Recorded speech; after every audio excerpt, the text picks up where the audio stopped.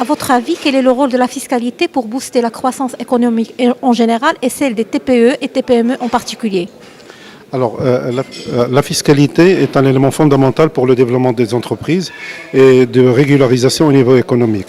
Donc, c'est le moyen le plus important pour l'État d'orienter le mécanisme économique, notamment pour les secteurs de développement jugés nécessaires par l'État. Donc, dans ce cadre, les lois fiscales, chaque année, propose des ajustements, des exonérations pour faciliter le dynamisme économique. Donc la fiscalité est un élément important pour la redynamisation de l'économie et l'encouragement surtout de l'investissement intérieur, mais aussi de l'exportation. Parce que n'oublions pas qu'il y a une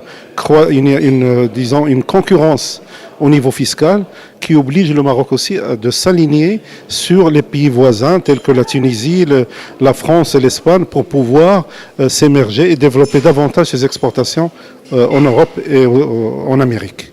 Est-ce que vous pensez qu'une réforme de la fiscalité s'impose aujourd'hui? Évidemment, on a toujours besoin de cette réforme et surtout non seulement la réforme, mais comme c'est prévu, on va avoir aussi une loi cadre. C'est la stabilité de la fiscalité parce qu'on ne peut pas changer la fiscalité chaque année et proposer des modifications. Ce qui fausse un peu les prévisions pour les sociétés, notamment les grandes, ne pas avoir des prévisions au niveau fiscal et que chaque année, il y a des changements.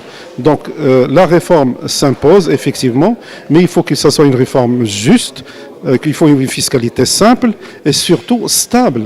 J'insiste sur le mot stable parce qu'il y a eu des changements, notamment cette année, la loi de finances 2019, le taux de la cotisation minimale qui est passé de 0,50 à 0,75, ça a touché un secteur fondamental, qui est le secteur où il y a une petite marge et qui se trouve pénalisé.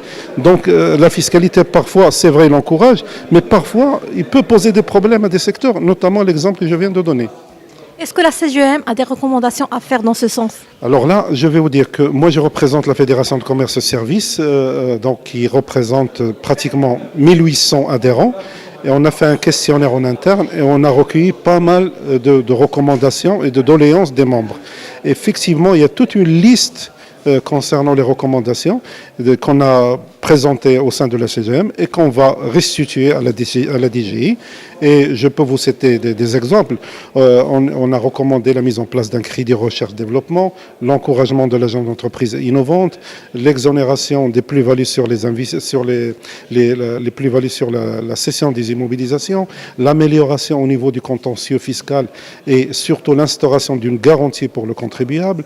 On a aussi pensé à neutraliser la TVA sur certains secteurs et à étendre la TVA à d'autres. On a pensé aussi à un secteur qui est touché, parce que c'est une association qui est importante, la taxe d'écran qui doit disparaître parce que il y a 50% qui a disparu en 98 avec la promesse de faire disparaître le reste, mais maintenant il existe toujours, c'est 5%, et ça pose des problèmes. Et on a tellement, la liste elle est tellement longue, je peux vous remettre la liste, mais il y a pas mal de recommandations et il y a pas mal de choses à faire. Est-ce qu'on peut arriver à une justice sociale, à votre avis? Une justice fiscale? Je peux dire que c'est vrai que tout est relatif. On peut arriver à une justice fiscale, mais on ne peut pas être parfait. On peut pas. Ça, c'est vrai que la DGI, les catégories socio-professionnelles, ils font de leur mieux. Mais moi, je dis, si on arrive à 80%, à 70% de ce qu'on espère, c'est déjà pas mal. Mais justice fiscale parfaite, je pense que ça n'existe nulle part.